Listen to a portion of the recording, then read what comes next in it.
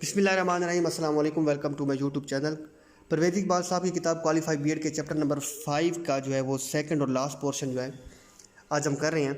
इससे पहले कि हम सवाल नंबर 50 से शुरू करें, पिछली वीडियो में के दो सवालात का मैं जवाब देना चाहूँगा। एक सवाल था कि इमोशंस का फिज़िकल के साथ रिलेशन कैसे बनता है। एक सवाल था कि emotions has relation with the physical.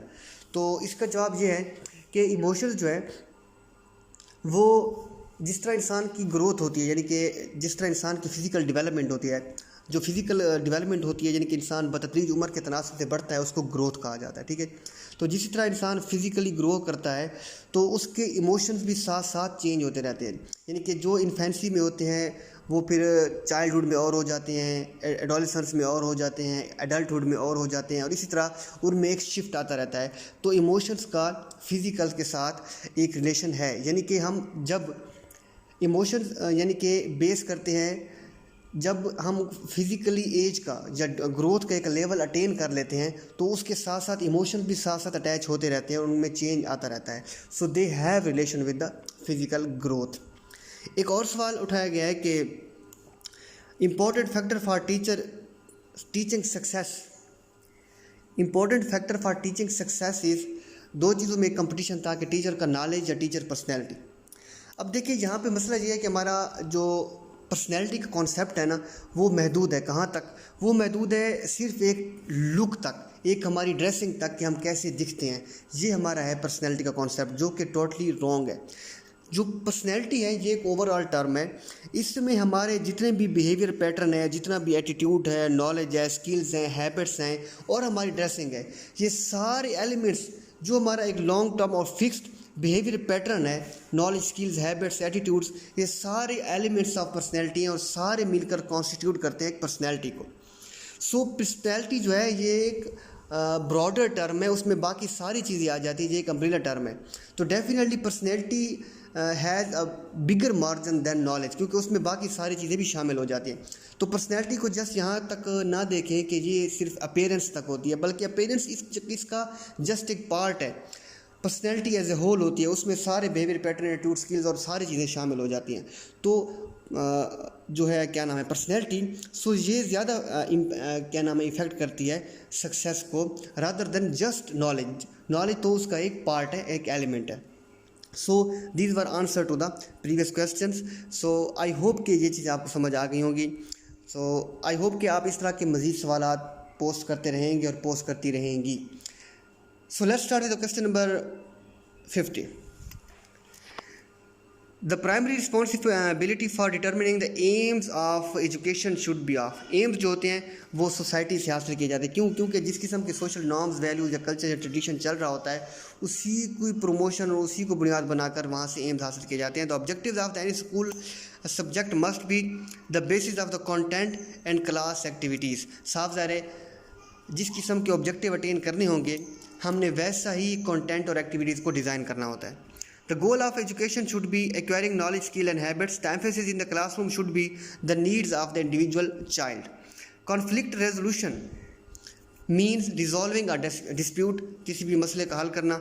Method of conflict resolution का मेथड कौन सा होता है? कॉन्सिलिएशन, मेडिटेशन, लिटिगेशन या ऑल ऑफ दीज। कॉन्सिलिएशन का मतलब होता है सुलह कराना, मेडिटेशन का मतलब होता है सालसी करा देना, या लिटिगेशन का मतलब होता है लीगल कार्रवाई कर देना। तो ये तीनों जो है वो मेथड इस्तेमाल होते हैं कॉन्फ्लिक्ट रेजोल्यूशन में। तो ये सारे दुरुस्त हैं। उसके बाद है taking a book of another child without permission, that is called conflict. Teacher plays a role emotional, moral और मेंटल डेवलपमेंट में, which is not the domestic issue, clashes with the neighbour. What is teaching? It is the process of transmission of knowledge. What is the first step in the teaching model? Determination of instructional objectives जो है वो हमेशा priority होती है। Hindrance in achieving the professional status of a teacher is low salaries. The point in favor of professional status of teacher is in service education. साफ ज़ाहिर in service education है, उसको प्रोफेशनलिज्म को इन्हांस करती है। Which one is not the characteristics of teaching profession? Political activity. Which one is not the right of a teacher? Private tuition. Which is odd?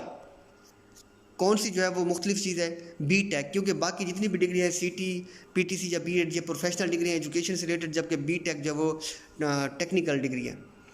In universities, the lecturers are appointed on 18 scale. In Pakistan, the basic salary scale of elementary, ये तो अब change हो गया है, तो अब salary scale भी revise हो चुकी है और ये सारे स्ट्रक्चर जो है वो चेंज हो चुकी है। उसके बाद है university education does not offer the program of. University of education जो है वो साफ ज़ाहिर है LLB, उसका तल्लुक जो है वो कानून की डिग्री के साथ है, तो वो एजुकेशन से रिलेटेड नहीं है, तो बाकी एजुकेशन की डिग्री LLB वो इंडोर्स नहीं करती। Which one is not teacher training institution? Agriculture university, क्योंकि डायरेक्टोरेट ऑफ स्टाफ डेवलपमेंट जिसको हम DST कहते हैं वो भी टीचर ट्रेनिंग कराता है। पाइट provincial institute of teacher training, इसी तरह एक नाइट भी है national institute of teacher training, और यूनिवर्सिटी ऑफ एजुकेशन, ये सारे एजुकेशन और ट्रेनिंग से रिलेटेड है, जबकि agriculture university is not related to this thing. A group of learned people the member of which agree to abide by the specific rules conduct while working is profession. जब वो code of ethics को follow करेंगे तो वो एक profession से related होगा। Directorate of staff development DST, जिसको ऊपर भी दिखा रहा है, is responsible for managing in service teachers training. जितने भी टीचर भर्ती होते हैं उनको DST ट्रेनिंग करवाता है। Pre service teachers training is provided to person who, यानी कि अभी आपने वो शोबा ज्वाइन नहीं किया, उससे पहले आप ट्रेनिंग हासिल कर रहे हैं, तो साफ उसका मतलब ये होगा कि एंड द फ्यूचर में आप वो प्रोफेशन ज्वाइन करना चाहते हैं। Want to be the future teacher, तो साफ अगर टीचर की हासिल करना चाहते हैं तो फ्यूचर में टीचर बनना चाहते हैं। In service teacher training program are conducted for capacity building of teachers. The role of teachers are as practitioner means practical implementation of the content, वो क्लासरूम में जाकर करिकुलम या कंटेंट होता है उसको इम्प्लीमेंट करता है।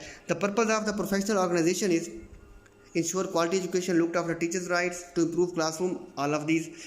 National education association belongs to United States of America, ये NEA नेशनल एजुकेशन क्या नाम है एसोसिएशन जो है 1857 में बनाई गई थी, और इसका जो दफ्तर है वो भी वाशिंगटन में है, और it belongs to America.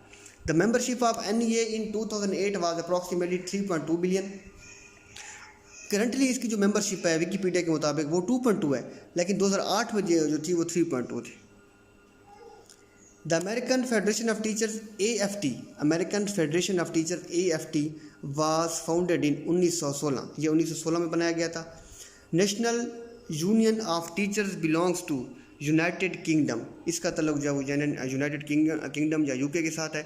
Education extension centre, ये पहले ट्रेनिंग यही देते थे, बाद में इनको नाम तब्दील कर दिया गया, क्या, डायरेक्टोरेट ऑफ स्टाफ डेवलपमेंट, जिसको अब हम DST कहते हैं। तो उनका पुराना नाम क्या है? Education extension centre. ये सवाल पूछ लिया जाता है कि DST का पुराना नाम क्या था, तो एजुकेशन एक्सटेंशन सेंटर था, जिसका नया नाम अब DST है। The main purpose of Directorate of Staff Development is teachers training. Elementary school educators are appointed in. अब तो जो है वो सीनियर एलिमेंट्री और एलिमेंट्री जो है या प्राइमरी जो है वो 14 स्केल पे होते हैं, और सीनियर एलिमेंट्री जो 15 पे होते हैं। तो ये अब सर्विस स्केल रिवाइज है, ये ओल्ड बुक है। Senior elementary school educators are appointed for the class 6 to 8। Secondary school educator, जिसको आप SSE कहते हैं, एजुकेटर और बार में जो परमानेंट होते हैं तो SST बन जाते हैं, उनको ग्रेड 16 दिया जाता है। The use of salary schedules came about as a result of individual bargaining. ये इसकी हिस्ट्री मुझे नहीं कंफर्म कि ये सैलरी शेड्यूल किस रूल के तहत या किस प्रेशर के तहत जो रिवाइज़ किए गए थे, या इनको अच्छा या बेहतर जो भी किया गया था। तो यहाँ पर जो है हम तस्लीम कर लेते हैं इंडिविजुअल बार्गेनिंग, मुझे इसकी हिस्ट्री जो है वो मिली नहीं है। In America the salary of every teacher has risen recently to more than $45,000। Wonderful. A teacher's foremost duty is to train his students properly. Teachers training programs are conducted by Allama Iqbal Open University of education, government elementary का, ये सारे जो है वो teachers training कराते हैं।